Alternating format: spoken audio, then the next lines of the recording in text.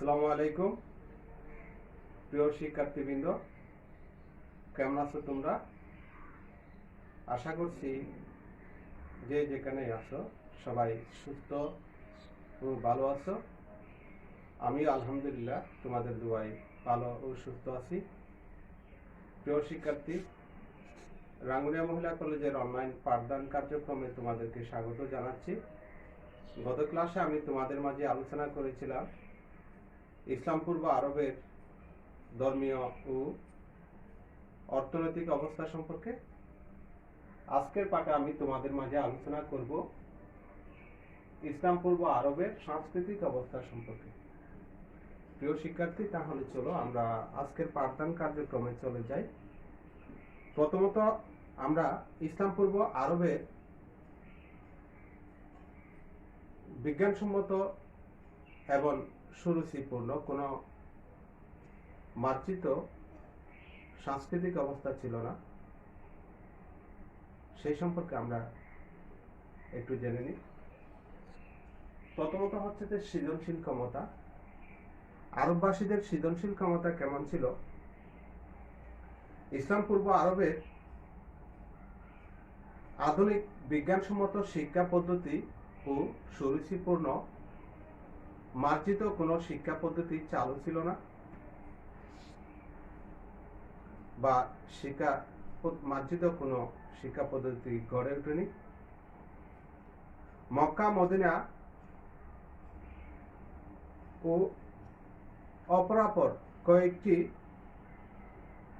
বর্ধিষ্ণু শহরের লোক ব্যতীত আরবের অধিকাংশ লোকই ছিল খুবই মূর্খ, অজ্ঞ, বর্বর ও নিরক্ষর ছিল। এতৎসত্ত্বেও তাদের অসাধারণ স্মৃতিশক্তির ফলে প্রাক ইসলামী যুগের লোকগাথা, প্রবাদ বাক্য, লোকশ্রুতি,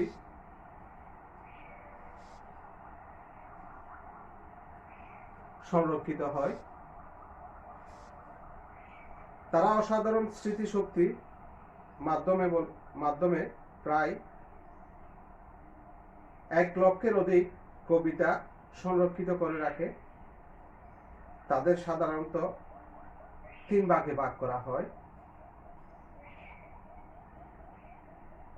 1 নম্বর হচ্ছে যে খতিব বা বক্তা। প্রথমত হচ্ছে যে খতিব বা বক্তা।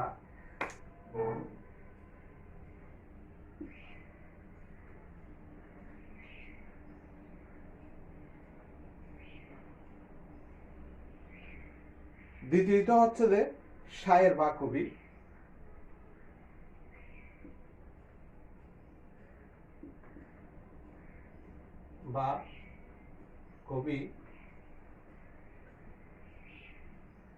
এবং তৃতীয়ত হচ্ছে যে নুসসাব বা বিভিন্ন গোত্রের বংশীয় পরিচয়। তৃতীয়ত হচ্ছে নুসসাব বা বিভিন্ন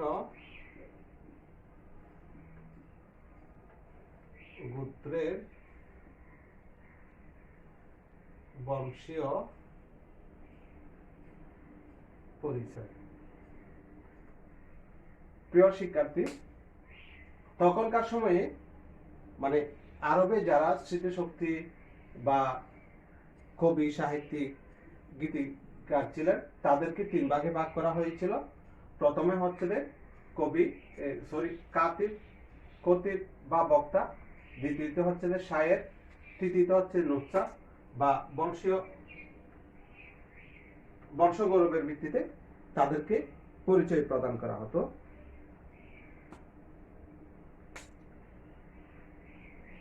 এই গেল সৃজনশীল ক্ষমতা, তাদের সাহিত্য চর্চা। ইসলাম পূর্ব আরবের সাংস্কৃতিক অবস্থায় সাহিত্য চর্চা বা কাসিদা বা গীতি কবিতা ও রচনা করে তারা একে অপরের কৃতিত্ব অর্জন করত। বাগ্মিতা ও গীতিকাব্য রচনায় প্রাচীন আরবগণ সৃজনশীল ও মননশীল সৃজনশীল ও মননশীলতার পরিচয় রয়েছে তাদের অনেক। অধ্যাপক পিকে হিট্রি বলেন, আরবীয়দের মধ্যে বিশ্বের আর কোনো জাতির মানুষই বোধহয় সাহিত্যশৈলীর জন্য এত উৎসাহ ও শ্রদ্ধার প্রকাশ ঘটায়নি, এবং লেখ্য ও কথ্য ভাষায় তারা এভাবে প্রভাবিত হয়নি। লিখন পদ্ধতির সুষ্ঠু বিকাশ লাভ না হওয়ায় প্রাক ইসলামী যুগের সাহিত্য গদ্য রচনায় সংখ্যা ছিল খুবই কম। এজন্য জাহলিয়া যুগে গীতিকাব্যের মতো গদ্য রচনা সমৃদ্ধি লাভ করতে পারবে। প্রিয় শিক্ষার্থী, প্রবাদ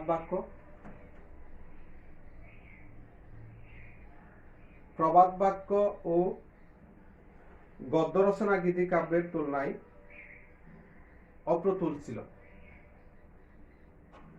এতৎসত্ত্বেও বিখ্যাত পণ্ডিত আল হাকিমের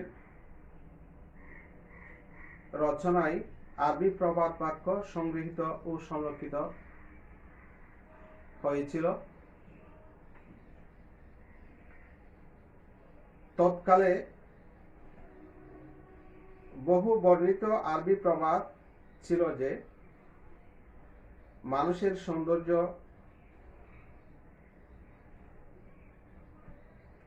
তার জিহ্বার মধ্যে নিহিত ছিল।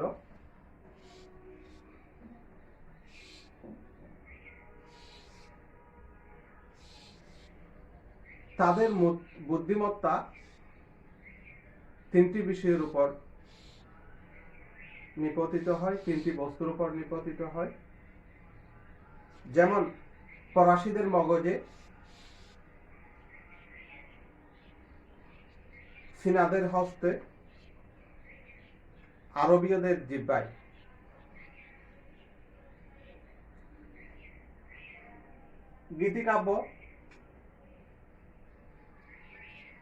গীতিকাব্য আরব সংস্কৃতির ঐতিহ্যবাহী প্রাচীন আরবি গীতিকাব্য অথবা কাসিদা সমসাময়িক কালের ইতিহাসে অতুলনীয় সম্পদ। 522 থেকে 622 খ্রিস্টাব্দ পর্যন্ত সময়কালের মধ্যে অসংখ্য গীতিকাব্য রচিত হয়েছিল।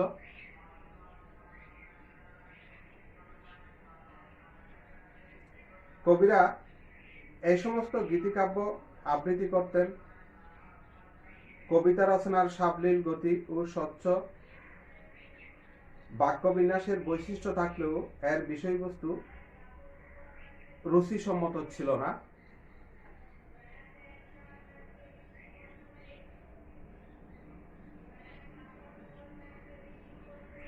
বংশগৌরব, বীরত্বপূর্ণ কাহিনী, যুগের বিবরণ, যুদ্ধের ঘটনা,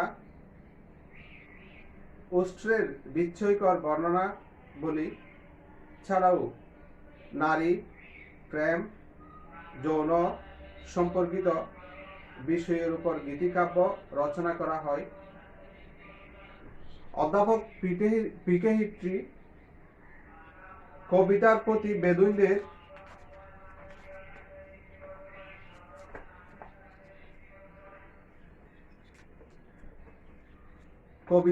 বেদুইনদের ভালোবাসা ছিল তাদের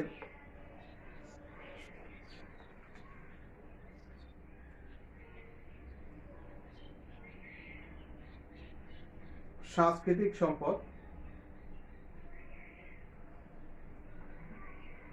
প্রাক ইসলামী কাব্য সাহিত্যের প্রথম পর্যায়ে সাজা বা মিলযুক্ত গদ্যের সন্ধান পাওয়া যায়,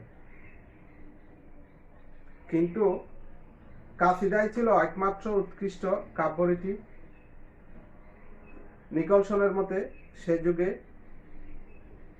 কবিতার সংখ্যা ছিল সংস্কৃত মনা সুধীবৃন্দের কেবল বিলাসিতার বস্তুই ছিল না, বরং এটি ছিল তাদের সাহিত্য প্রকাশের একমাত্র মাধ্যম। উকাস মেলায় সাহিত্য আসর। ইসলাম পূর্ব আরবের সাংস্কৃতিক অবস্থা শোচনীয় থাকলেও তখনকার সময়ে মক্কার অদূরে উকাস মেলা নামের একটি সাহিত্য আসর বা সাহিত্য মেলা প্রতি বছরের আয়োজিত হয়। অপরন্ত বাসন শক্তির অধিকারী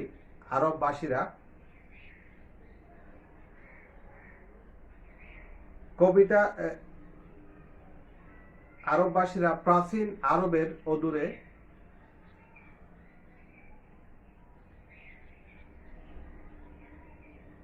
মক্কার অদূরে উকাজের মেলায় বাৎসরিক মেলায় কবিতা পাঠের আসরে অংশগ্রহণ করত এবং প্রতিযোগিতায় মেতে উঠত তারা। উকাজের বাৎসরিক সাহিত্য মেলায় 7টি ঝুলন্ত কবিতা বা সাবা মুআল্লাকাতকে পুরস্কৃত করা হয়। সোনালী হরফে লিপিবদ্ধ করে এই 7টি কবিতাকে পবিত্র কাবার দেয়ালে ঝুলিয়ে দেওয়া হতো। এটাকে মুআল্লাকাত বলা হয়। প্রাক ইসলামী যুগের কবিদের মধ্যে যশস্বী বা খ্যাতিসম্পন্ন কবিরা হলেন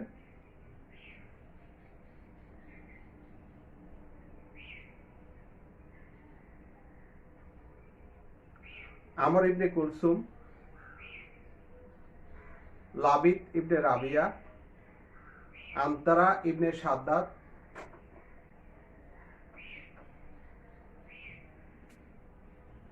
তারফা ইবনে আব, হারিস ইবনে হিলিজা ও জোহাইর ইবনে আবি সালমা।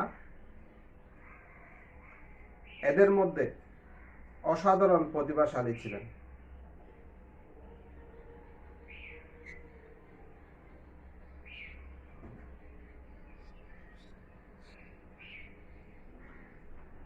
এদের মধ্যে ভাষার এরূপ প্রস্তুত উন্নতি ও সমৃদ্ধি সাধনে অধ্যাপক পি.কে. হিস্ট্রি মন্তব্য করে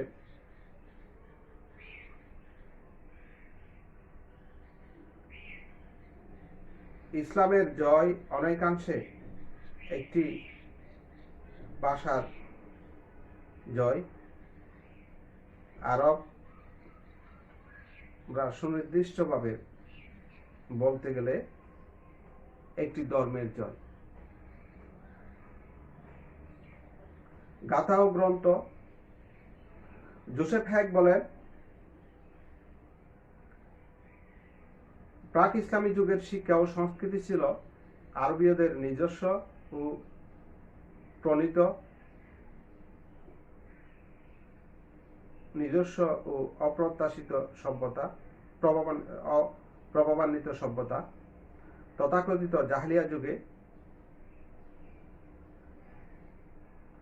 সাবা মুআল্লাকাত ছাড়া অসংখ্য গাথা, সাহিত্য, কাব্য ও গ্রন্থ প্রণীত হয়, যেমন রিদওয়ান আল হামাসা, আল মুফাজ্জাজ, কিতাব আল আগামী।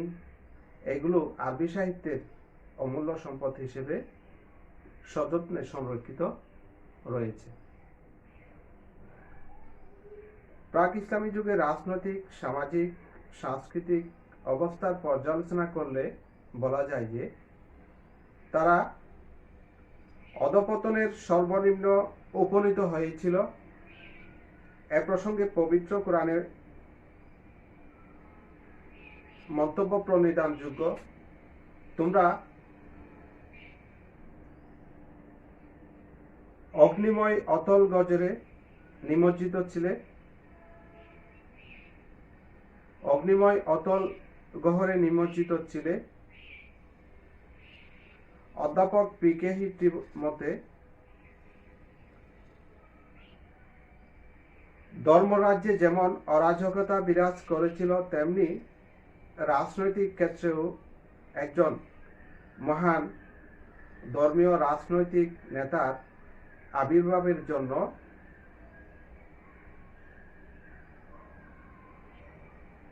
মঞ্চ প্রস্তুত হয়েছিল। সময়টা ছিল মনস্তাত্ত্বিক পূর্ণ।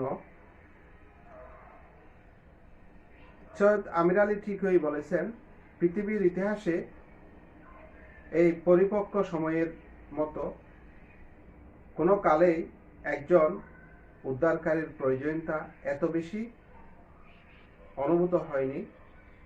অবশেষে স্রষ্টার শ্রেষ্ঠ সৃষ্টি মহাপুরুষ হযরত মুহাম্মদ সাল্লাল্লাহু আলাইহি ইসলাম ধরাধামে আবির্ভূত হয়ে আরবগণকে এক ঐক্যের সূত্রে গ্রথিত করে একটি সভ্য ও প্রগতিশীল জাতিতে পরিণত করেছিলেন। প্রিয় শিক্ষার্থী, এই ছিল আরবের সামগ্রিক অবস্থা। তাহলে আমরা এই অধ্যায়ে আরবের রাজনৈতিক, সামাজিক, অর্থনৈতিক, ধর্মীয় ও সাংস্কৃতিক বিষয় সম্পর্কে জেনেছি। প্রিয় শিক্ষার্থীরা, আজ এই পর্যন্ত। আগামী ক্লাসে আমরা দ্বিতীয় অধ্যায় মহানবী সাল্লাল্লাহু আলাইহি ইসলামের জীবনী সম্পর্কে আলোচনা করব। প্রিয় শিক্ষার্থীরা, এই পর্যন্ত সবাই ভালো থাকবে, সুস্থ থাকবে। আল্লাহ হাফেজ।